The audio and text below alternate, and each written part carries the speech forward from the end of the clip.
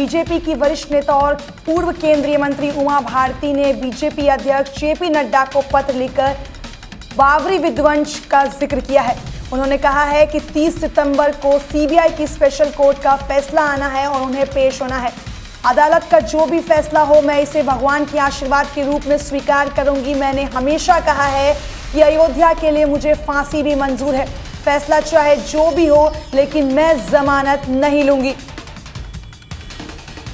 देश में रेल यात्रा और महंगी होने वाली है। सरकार जल्द ही यूजर्स डेवलपमेंट फीस यानी यूडीएफ में बढ़ोतरी कर सकती है। अगले महीने कैबिनेट सरकार इसे मंजूरी दे सकती है। यूजर्स डेवलपमेंट फीस अब 10 रुपए से लेकर 30 रुपए तक हो सकती है। प्रधानमंत्री नरेंद्र मोदी ने चीन पर निशाना साधा है। पीएम मोदी ने डेनमार्क की मेट फ्रेडरिक्सेन के शिखर सम्मेलन के दौरान चीन पर हमला बोला। हालांकि उन्होंने किसी का नाम नहीं लिया है, लेकिन उनका इशारा चीन की तरफ ही था। उन्होंने कहा कि कोरोना वायरस ने हमें दिखाया है कि वैश्विक आपूर्ति के लिए किसी एक स्रोत पर निर्भरता जोखिम भरा हो सकता है। महाराष्ट्र के पूर्व मुख्यमंत्री देवेंद्र फडणवीस और शिवसेना नेता संजय राउत की मुलाकात के बाद सियासी हलचल तेज हो गई है।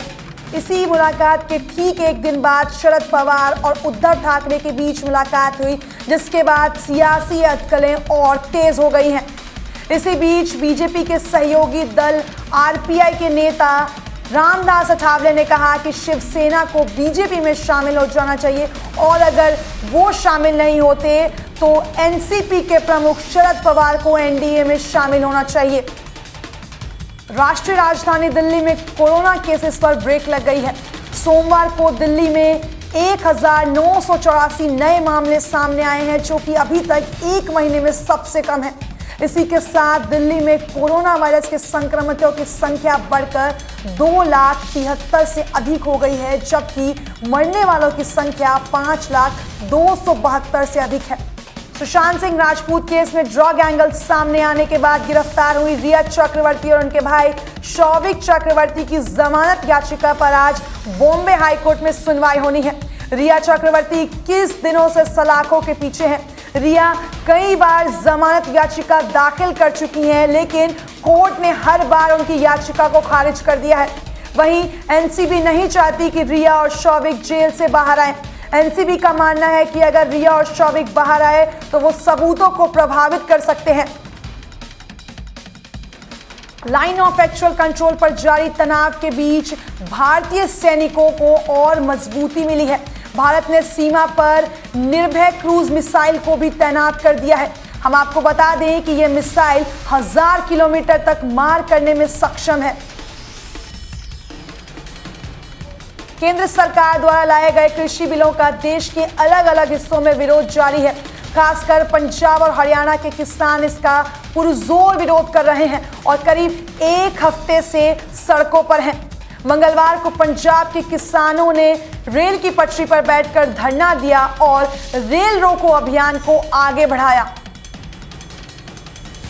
चीन में उइगर मुसलमानों को लेकर दुनिया भर के कई अखबारों और न्यूज एजेंसी अपने हवाले से ये खबर देती रही है कि सरकार उन पर बहुत अत्याचार करती है।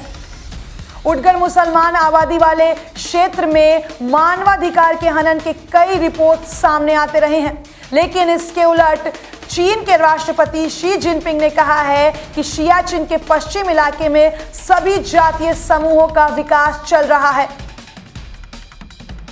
यूएई में चल रहे आईपीएल का 13वां सीजन हर रोज फैंस के लिए बेहद मजेदार होता जा रहा है।